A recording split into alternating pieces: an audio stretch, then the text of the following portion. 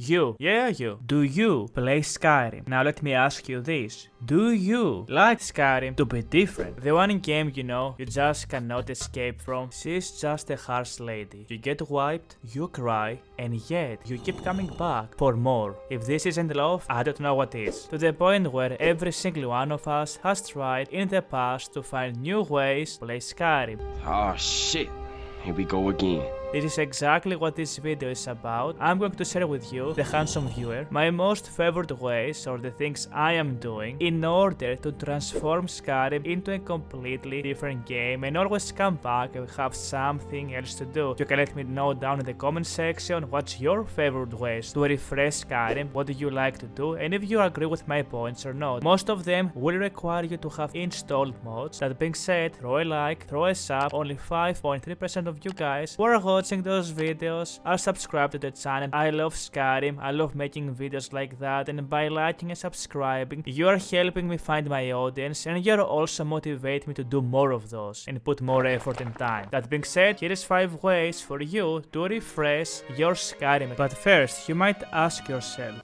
is it really so hard to believe? No, it's not, because the first way you can refresh your Skyrim experience is about doing the exact opposite of what the developers wanted you to do when you were playing Skyrim. That is downloading all the SAS mods on the Nexus and getting on the watch list from the FBI and your local authorities.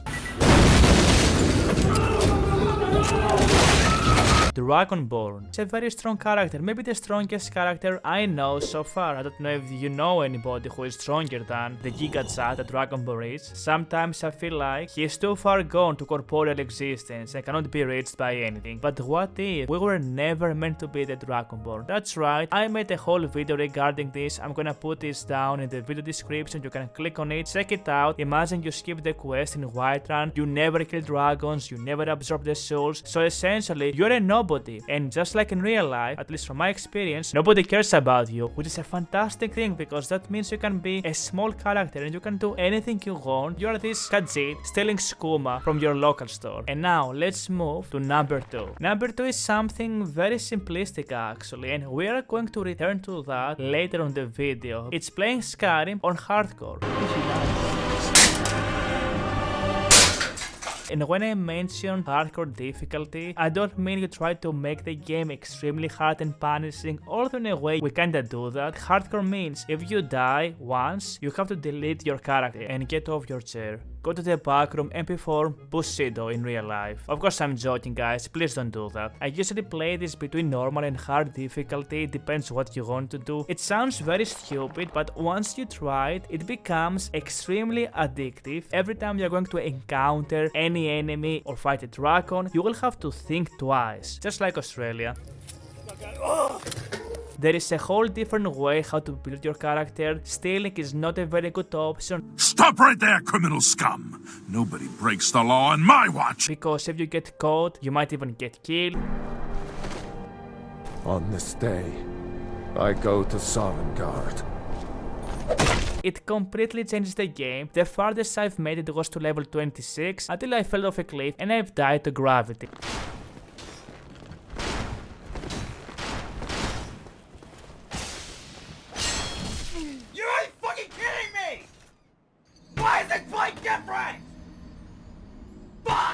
It can be very frustrating for many of you, but if you want to try something different and have in mind, this one does not require you to have any mod at all. I love the freedom of that. If you want to have a different experience, try hardcore difficulty. Follow me to number 3. This is one of my most favorite ones. This is going to require you to have mods, and depending on what kind of mod list you want to have, I will recommend you to disable any type of fast travel and enable survival needs. A great RPG game that made me realize the importance of survival and lack of fast travel was Fallout New Vegas. I need to type in the coordinates to our homeworld, Morty! Cover me! Oh man! I mean, you know, I don't want to shoot nobody! They're just robots, Morty! It's okay to shoot them, they're robots! Fallout New Vegas is the best game out there, my most favorite one at least, and the way the game was designed, it was meant to be played on survival mode. And again, if you apply that logic to Skyrim, and there is so many mods for you to do that, Skyrim becomes a completely different game. I am going to link down all of the survival modes, at least my most favorite ones that I'm using, and you can pick up and choose whatever you like. I like to use immersive waste runs. I like to use some magic modes that let you teleport into different locations. I like to advance the carriages and change the economy where it's actually hard to pay for those travels. I think that any game that has fast travel enabled, I think it ruins the experience of you exploring the world and moving from place A to place B. I am playing lots of Palworld, and one of the things I don't like is fast travel. So on my playthrough on that children's game that very recently has came out on Palworld, that is, I'm doing the same thing where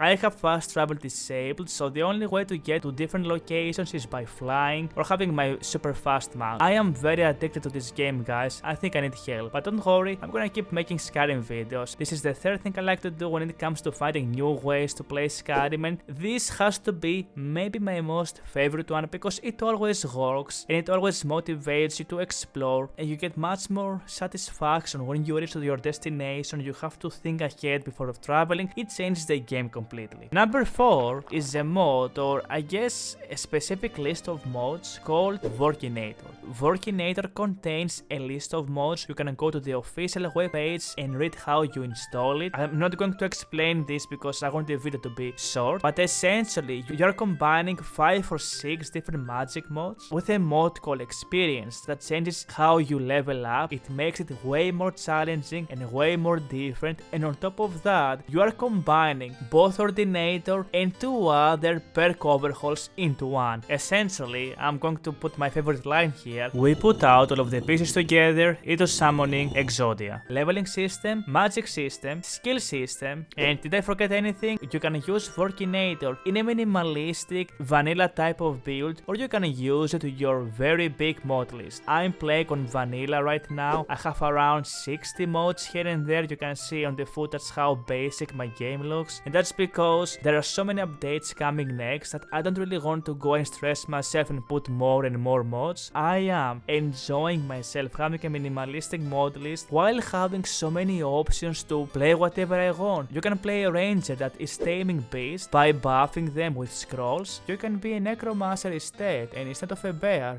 use the violated, half-naked, dead corpse of Nazim, because why not? Let's be real, there is no difference anyway. Or my favorite, you can be a merchant that gets increased damage based on the gold you carry, or based on the gold or the carry weight your enemies carry. I think there was a similar spell in Baldur's Gate, but I could be wrong. You can be a fighter that cannot use any magic at all, not even healing spells, but he regenerates, and the list goes on. There is so many builds with this list, and I think Vokriinator is the perfect type of mod that you can keep coming back in Skyrim. You can put hundreds if not thousands of hours, and you will never get to experience all of the different type of builds you can have. It's a fantastic mod, and again guys, you can find the links of those mods down in the video description. Don't forget to thumbs up the video, it does mean a lot. And lastly, this is a mod that I have to tell you guys, this has to be the biggest mod here that is going to literally make you feel like you are playing a different game. Number 5 is a mod called Shattered, a post-apocalyptic Skyrim. This mod turns Skyrim into a post-apocalyptic type of game, like you are playing Fallout. It removes every single NPC aside some vendors you can find in some places, or you can actually get some gear. It makes the world that you know of literally empty, completely hollow, pretty much like me, which is great because I relate completely with this mod. I think this mod kinda describes most of us deep inside, if you know what I mean. It replaces most of those NPCs with enemies, so now the world is as hostile as a toilet station that you can find in the outskirts of mainland China. 哎，我有冰淇淋，我很喜欢冰淇淋。